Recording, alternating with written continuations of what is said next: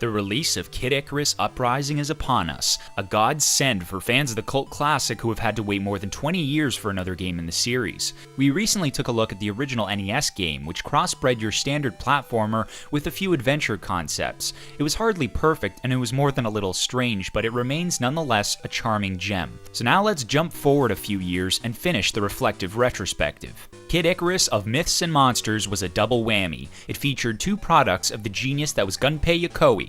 The long-heralded Nintendo game designer of Metroid fame is perhaps also best known for being the mind behind Kid Icarus and the Game Boy. So what would be more fitting than linking his two brainchilds together by producing one of his own games for one of his own systems? Yes, it was a match made in heaven. I know, it's a terrible pun, let's move on. Now that I've whetted my wit, onto the review.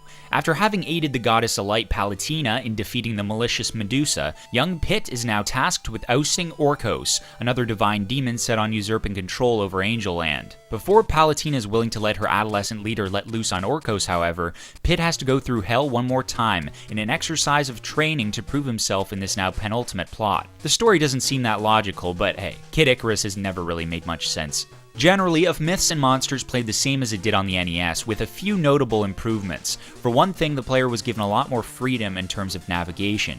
Instead of being forcefully cast upwards on a single stationary screen, linear levels were replaced with open, larger stages. The idea was still making it to the end of the zone, but there was no rush this time around, which made for more of a relaxing, adventure-oriented experience, if not a more enjoyable one. This Kid Icarus was also a lot easier than its principal pioneer, mainly because of the slower pacing. Snakes, presumably loyal to Medusa, ridiculously poured out of those upside-down ceiling vases, as in the first game, but enemies moved slower and they were not as prone to littering the level en masse. Speaking of slowing down, Pit could actually use his wings to hover while dropping, and buying items from the hundreds of shops at every corner was no problem. You just stand at the bottom of a serpent pot, you keep taking out the respawning snakes, and collect all the currency you need. Here's the kicker though, Of Myths and Monsters was equipped with a save feature. Oh, yes.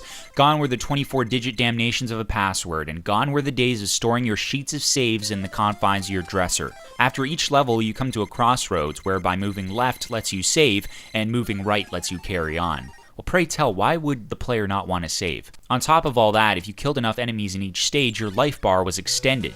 There were assuredly challenging moments, especially some of the bosses, but overall, Pit's platforming was no longer punishing. The other main noticeable difference to Kid Icarus was its graphics. This was the Game Boy, remember, so Pit was cursed by the gods to complete his charge without color. The black and white scheme was a little drab compared to the vibrancy of the NES cartridge, but slightly improved texturing was enough to offset the snag. One question though, what is up with the deranged face on Pit when you hit up on the D-pad?